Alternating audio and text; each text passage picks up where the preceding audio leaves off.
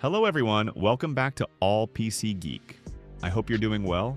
In today's video, I'll be showing you step by step how to install the full Android 16 operating system on your Windows PC. This is not an emulator or Windows subsystem. It's a complete Android operating system running on your computer. Once the installation is complete, you'll be able to sign in with your Google account, access the Google Play Store, download and install Android apps and games, and use Android just like you would on your real Android device. I'll also show you how to navigate the system, adjust basic settings, and explain what this full Android OS can and cannot do on a Windows PC. So make sure you follow each step carefully,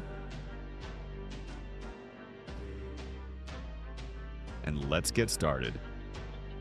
Now, press the Windows key on your keyboard and search for Windows features.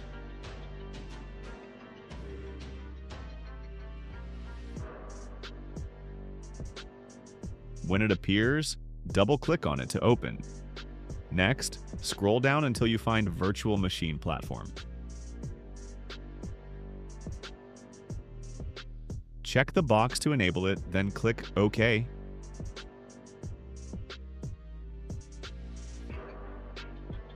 Windows will now search for and install the required files.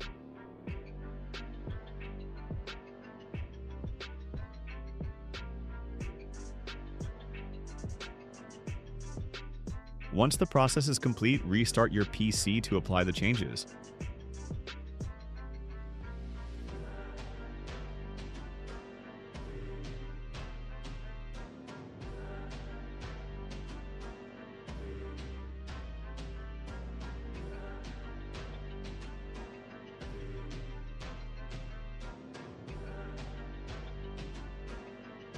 First, open your Chrome browser, or any browser you prefer.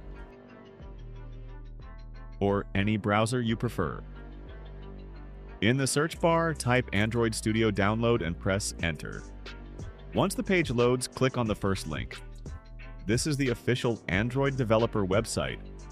When the site opens, scroll down until you see the Windows installer version, such as Android Studio 2025.2.2.8-Windows. Click on it to start downloading.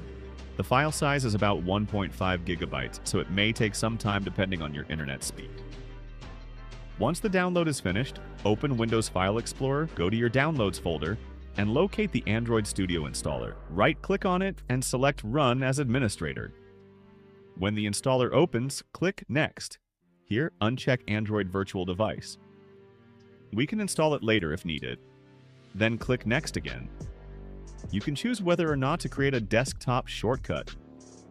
Click Install to begin the installation. The installation will take a few minutes, so please be patient.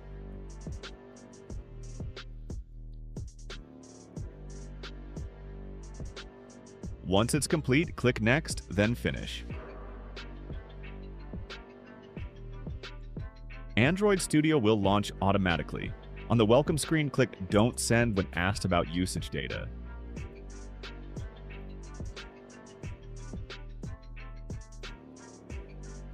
You may see a message saying there is no SDK installed. That's normal for a fresh installation. Click Next to begin downloading the Android SDK and required components. Click Next a few more times. Accept all the license agreements and then click Next again. Android Studio will now download and unpack the SDK components. This can take some time.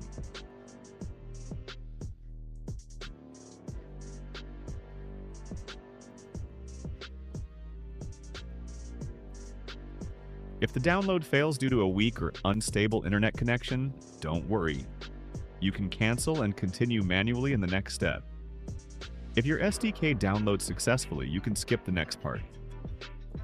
Now click More Actions at the bottom of the welcome screen and select SDK. On the SDK Platforms tab, if your PC is powerful, you can select the latest version like Android 16.0, but if you're using a low-end PC, I recommend selecting Android 11.0 or Android 10.0 so the emulator runs more smoothly without lag. Next, switch to the SDK Tools tab. Make sure you check Android SDK Build Tools, Android Emulator, Android SDK Platform Tools. After selecting them, click Apply, then click OK to start downloading. This may take some time depending on your internet speed, so be patient.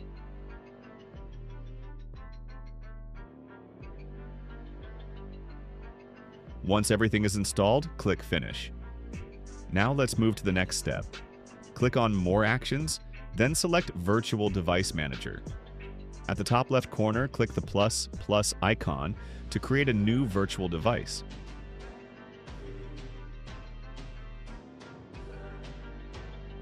Here you can choose different device categories such as Phone Tablet Wear, OS Desktop, TV Automotive XR. In this tutorial, I'll create a tablet. Click on Tablet, then select Pixel Tablet. Under API level, choose Android 16.0 if your PC has good performance, or Android 10.0 if you are using a low-end PC. Make sure under Services you choose a Google Play system image, specifically Google Play Intel x86_64 Atom system image. Click Next, then go to Additional Settings. You can leave most settings as default.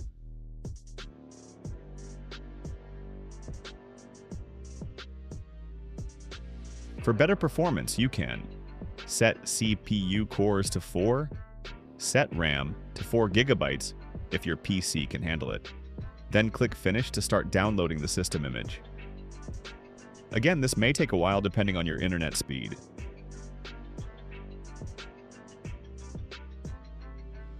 Once installation is complete, you'll see Android 16.0 listed. Click the play button on the right side, next to the 3 dots, to launch the emulator.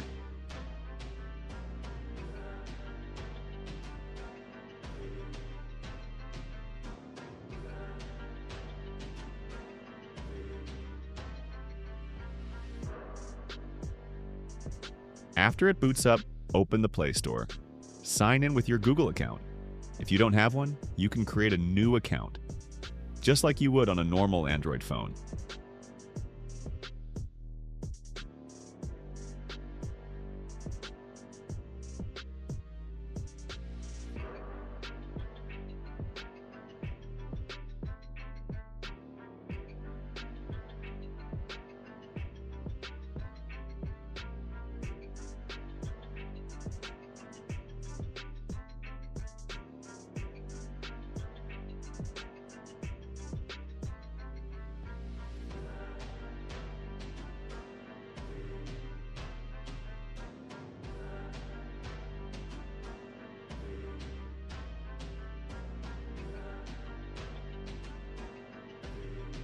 After signing into the Play Store, you can download apps such as YouTube, Instagram, WhatsApp, Facebook, Telegram, games, productivity apps.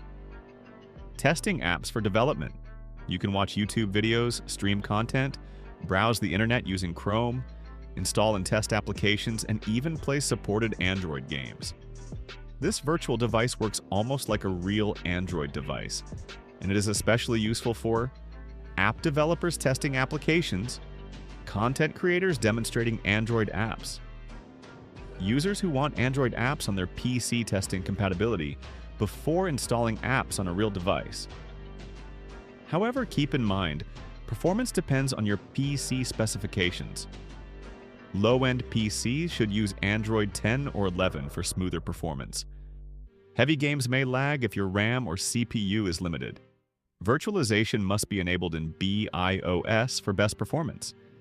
If the emulator runs slowly, you can reduce RAM allocation or choose a lower Android version. And that's it. Now you have a fully working Android virtual device running directly on your PC. This method allows you to create different Android devices like phones, tablets, Wear OS, TV, and more, depending on your needs. Whether you're a developer testing apps, a student learning Android, or just someone who wants to experience Android on a bigger screen, this setup gives you full flexibility. Remember, choose the right Android version based on your PC performance. Allocate RAM wisely. keep your SDK tools updated for better stability. If this tutorial helped you, please like the video, subscribe to All PC Geek, and share it with others who may find it useful. If you have any questions or face any issues while creating your virtual device, drop a comment below. I'm always here to help. Thanks for watching, and I'll see you in the next video.